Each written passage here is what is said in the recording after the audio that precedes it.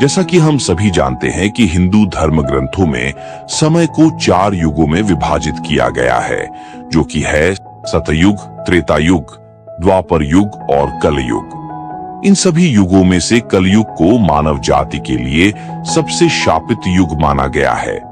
लेकिन क्या आप जानते हैं कि विष्णु पुराण में महर्षि वेद व्यास जी ने कलयुग को सर्वश्रेष्ठ बताया है? इस वीडियो में हम जानेंगे कि महर्षि व्यास ने ऐसा क्यों कहा और इसके पीछे उन्होंने क्या तर्क दिया। विष्णु पुराण के 6ठे अंश और दूसरे अध्याय के अनुसार एक दिन महर्षि व्यास गंगा नदी में स्नान कर रहे थे। तभी कुछ ऋषि वहां पहुंचे और उन्होंने देखा कि व्यास जी नदी में डुबकी लगा रहे हैं। ये देखकर वे वहीं तट पर वृक्षों के नीचे बैठ गए। कुछ समय बाद जब महर्षि व्यास ध्यान से उठकर खड़े हुए तो कहने लगे कि युगों में कलयुग श्रेष्ठ है, वर्णों में शूद्र श्रेष्ठ है और इंसानों में स्त्रियां श्रेष्ठ हैं। यह कहकर वे फिर से जल में डुबकी लगाने लगे। गंगा तट पर बैठे ऋषियों को महर्षि व्यास के शब्दों पर बड़ा आश्चर्य हुआ। वे आपस में चर्चा करने लगे कि अब तक तो उन्होंने सुना था कि युगों में सतयुग सबसे श्रेष्ठ है और वर्णों में ब्राह्मण सबसे श्रेष्ठ है। फिर महर्षि व्यास जी ऐसा क्यों कह रहे हैं? उनमें से एक ऋषि ने कहा कि इस प्रश्न का उत्तर केवल महर्षि व्यास जी ही दे सकते हैं। कुछ देर बाद स्नान और नित्य कर्मों से निवृत्त होने के बाद महर्षि व्यास जी ऋषियों के पास पहुंचे।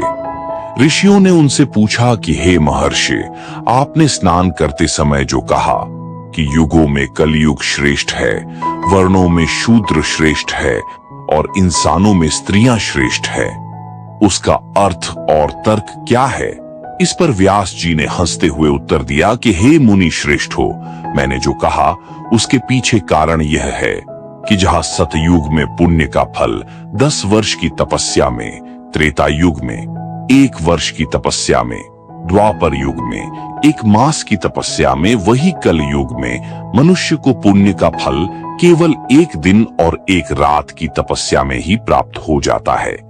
महर्षि व्यास जी ने आगे बताया कि जो फल सतयुग में ध्यान, त्रेता युग में यज्ञ और द्वापर युग में देव पूजा से मिलता है, वही फल कल युग में केवल भगवान श्री कृष्ण के नाम का कीर्तन करने से ही मिल जाता है। कलयुग में थोड़े से परिश्रम से ही पुरुष को मोक्ष प्राप्त हो जाता है। इसीलिए मैं कलयुग को सर्वश्रेष्ठ मानता हूं। अपनी बात आगे कहते हुए महर्षि व्यास जी ने बताया कि ब्राह्मणों को पहले ब्रह्मचर्य व्रत का पालन करते हुए विद्या अध्ययन करना पड़ता है और यज्ञ आदि करने पड़ते हैं और फिर स्वधर्म आचरण से अर्जित धन के द्वारा विधि पूर्वक यज्ञ करने पड़ते हैं, जिसमें व्यर्थ का वार्तालाप, भोजन और यज्ञ उनके पतन के कारण बनते हैं। इसीलिए ब्राह्मणों का सदा संयमी रहना जितना मुश्किल है उतना ही आवश्यक भी। इन कामों को अनुचित तरीके से करने से उनको दोष लगता है, जबकि शूद्र जिनको सिर्फ मंत्रहीन पाक यज्ञ का ही अधिकार है, वे केवल दूसरों की सेवा मात्र से ही सद्गति प्राप्त कर लेते हैं, क्योंकि शूद्र के लिए खाने और न खाने योग्य चीजों तथा पीने योग्य और देने योग्य वस्तुओं के लिए कोई नियम निर्धारित नहीं किया गया है। अतः सभी वर्णों में शूद्र को श्रेष्ठ कहा गया है।